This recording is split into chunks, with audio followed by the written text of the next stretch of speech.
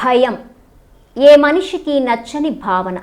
ఎవ్వరూ కూడా భయం తమ దరికి చేరకూడదు అని, ఎల్లప్పుడూ ధైర్యం తమ వెంటే ఉండాలని కోరుకుంటారు.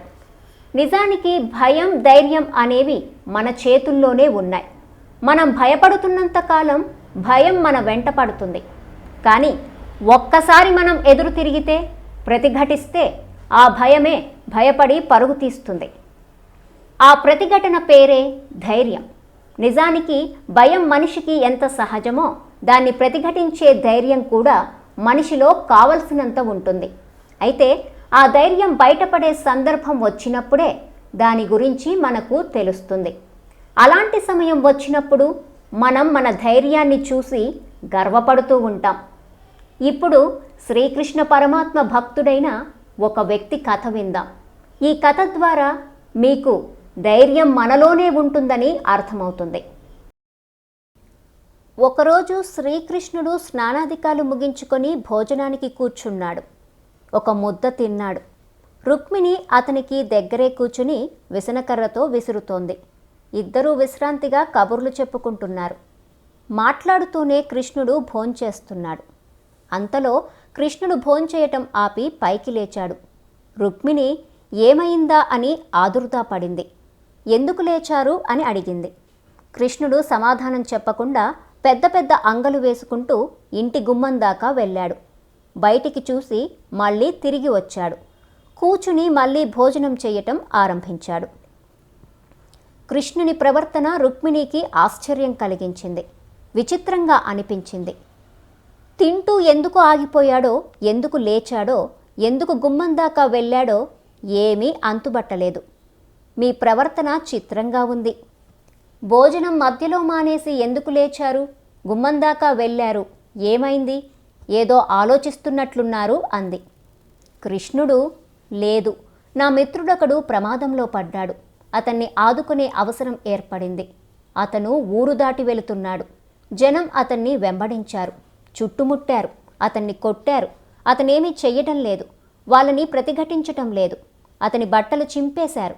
అయినా అతను నిస్సహాయంగా ఉండిపోయాడు. అతనికి ఏమాత్రం కోపం రాలేదు. తప్పించుకు పారిపోదామని కూడా అతను ప్రయత్నించలేదు. వాళ్ళు తిడుతున్నారు, అతను తిరిగి తిట్టడం లేదు. చివరికి రాళ్లతో కొట్టారు. తలకు దెబ్బ తగిలి రక్తం కారింది. చివరికి అందరూ కలిసి అతన్ని చంపేట్టు ఉన్నారు. ఇక లాభం లేదు, నేను వెళ్ళాలి, రక్షించాలి. నేను వెళ్ళని పక్షంలో అతనికి ప్రాణాపాయం తప్పేట్టు లేదు అనుకొని బయలుదేరాను అన్నాడు. రుక్మిణి, మీరు అతనికి సాయపడాలనుకోవటం, అతన్ని రక్షించాలనుకోవటం అంతా బాగానే ఉంది. కానీ గుమ్మం దాకా వెళ్ళి ఆగి మళ్ళీ వెనక్కి తిరిగి వచ్చారు. అది నాకు అంతుబట్టడం లేదు అంది. కృష్ణుడు, నిజంగానే నేను అతన్ని రక్షిద్దామన్న ఉద్దేశంతోనే బయలుదేరాను. అందరూ అతనిపై రాళ్లు విసురుతున్నారు. అతని తల నుంచి రక్తం కారుతోంది. అట్లాంటప్పుడు మిత్రుణ్ణి ఆదుకోవటం నా ధర్మం. అంతలో పరిస్థితి మారిపోయింది. అంతవరకు నిస్సహాయుడిగా నిలబడిన నా మిత్రుడిలో చలనం కలిగింది, చైతన్యం వచ్చింది. తల నుంచి రక్తం కారటం చూశాక అతని ప్రవర్తన మారిపోయింది. తను కూడా రాళ్లు తీసుకున్నాడు. నిజానికి అతను బలమైన వ్యక్తి. గొడవ ఎందుకులే అనుకున్నాడు. కానీ చివరికి వాళ్ళు తననే మట్టుబెట్టే పరిస్థితి వచ్చేసరికి మేలుకున్నాడు. అంతవరకు లేని శక్తి అతనికి వచ్చింది.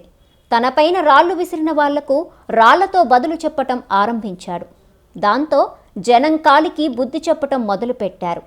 అదంతా గమనించాక అతనికి నా సాయం అక్కర్లేదని తేలిపోయింది. తనకు తాను సాయం చేసుకునే సామర్థ్యం ఉందని తెలిసింది. అందుకని వెనక్కి తిరిగి వచ్చాను అన్నాడు. చూశారు కదా, ఒక్కసారి మీ శక్తిని మీరు తెలుసుకోగలిగితే మీకు ఎవరి సాయం అవసరం లేదు. మనం పుట్టుకతోనే ధైర్యాన్ని ఒక లక్షణంగా చేసుకుని పుడతాం. పైన చెప్పిన లాంటి సందర్భాల్లో ఆ ధైర్యం బయటపడుతుంది. కాబట్టి ఇంకెప్పుడూ భయం అనే దాని గురించి ఆలోచించకండి. ప్రతిఘటన గురించి, ధైర్యం గురించే ఆలోచించండి. ఎందుకంటే అవి మాత్రమే మనల్ని ముందుకు మున్ముందుకు నడిపిస్తాయి.